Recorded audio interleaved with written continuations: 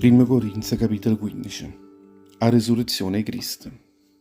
Frate miei, voglio ricordare che l'Evangelo che vi ho fatto conoscere e che voi vi accudete in coppa a chi l'Evangelo vi mi separate da tutta la fede vostra.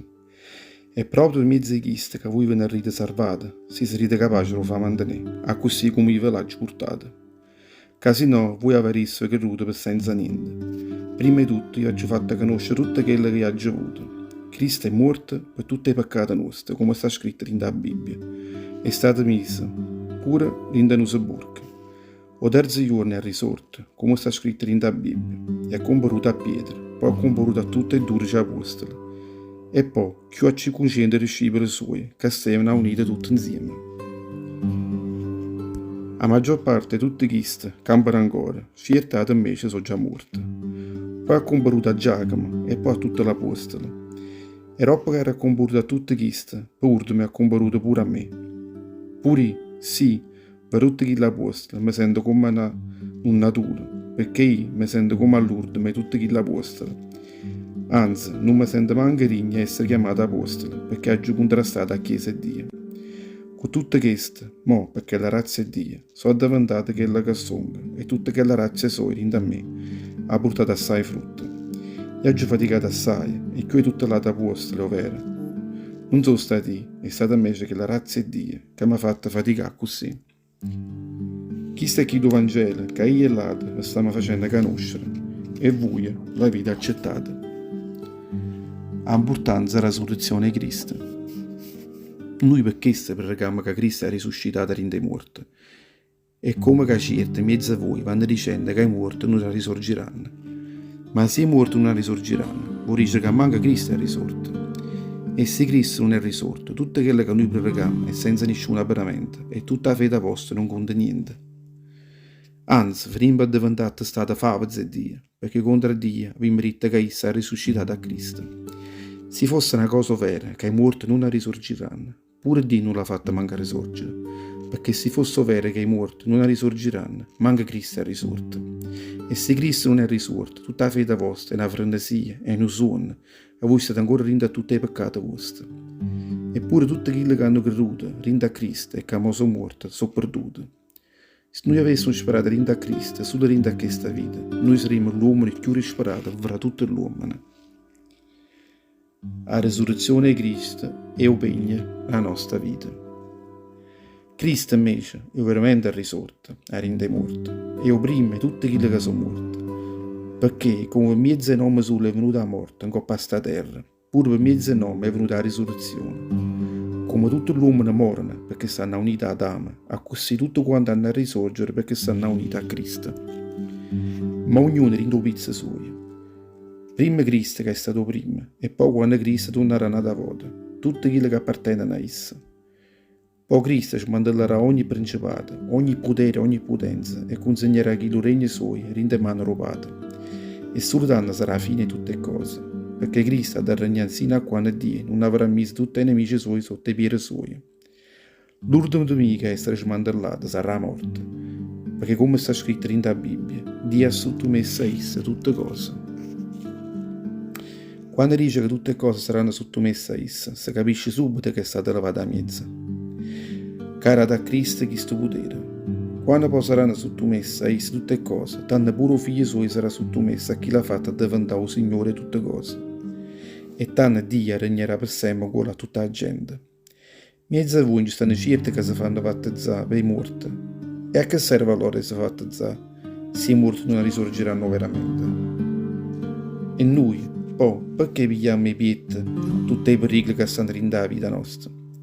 Ogni giorno io metto in pericolo la vita mia, e ovvero, frate miei, come è pure vero che io mi avanto e voi, perché avete creduto in Gesù Cristo, che è il Signore nostro. A Efeso mi era preparato a guerra contro le bestie furiose. Se avesse fatto sta cosa solo per motivi di sta terra, quale profitto avrei potuto avere? Perché se i morti non risorgeranno, tanto vale che mangiamo e viviamo, perché tanto rimane vivo a morire.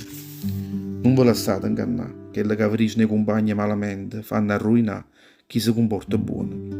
Tornate un'altra volta a campare in una maniera giusta e non facete più i peccati. Certi che stanno in mezzo a voi non conoscono ancora Dio. E i righe che per far regnare scorna. Come sarà la risurrezione dei corpi?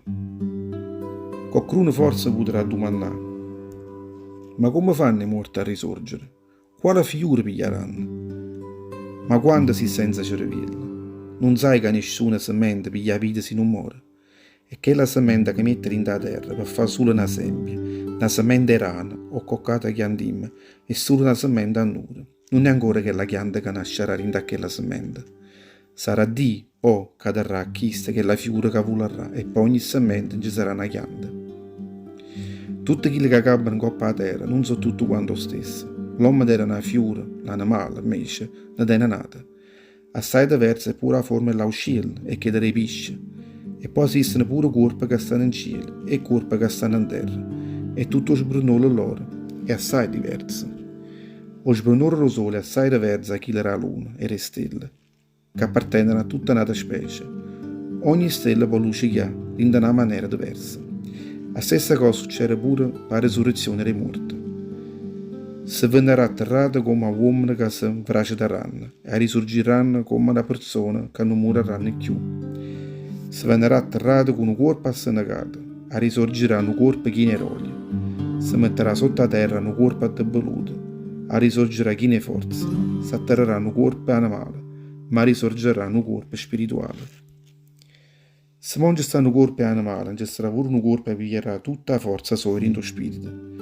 Perché come sta scritto nella Bibbia, o primo uomo, Adamo, è stato creato come una creatura che campa. L'ultimo Adamo. Cristo è diventato uno spirito che era la vita, non venne però prima che lo spirito, venne prima che è stato fatto in terra. Quello che è spirito venne sulla roba, o primo uomo Adamo è stato tirato fuori da porra della terra, o secondo Cristo invece venne lo cielo. Sino a quando camperemo ancora in coppa a sta terra, noi saremo suocci Adamo, ma è stato fatto in terra. Quando poi cominciamo a fare parte dello cielo, saremo suocci a Cristo, che è venuto a cielo. Come siamo suocci a tutto l'uomo nella terra, a così tanto saremo suocci a chi che è venuto a cielo. O vicano, frate miei, che che voglio dicere a voi, o corpo nostro, che è fatto di carne e sangue, non potrà fare parte del regno di Dio, e che che muore non potrà via parte che la vita che non finirà mai. O vicano, sto dicendo a voi una cosa che è misterio, non moriremo tutto quanto, ma tutto quanto saremo cagnate, rinda un momento, rinda una guardata, quando si sentirà che l'ultimo suono è tromba. Perché ci sarà come un suono e tromba a tutti quelli che erano morti risorgeranno per non morire mai più e tanto saremo cagnate sana sana. Chi stoma che è destinato a infracità e chi stoma che è destinato a morire sarà vestito nata a voto con una vita che non si guasterà mai più e chi stoma che muore si vestirà una vita che non lo farà morire mai più. L'inno trionfale.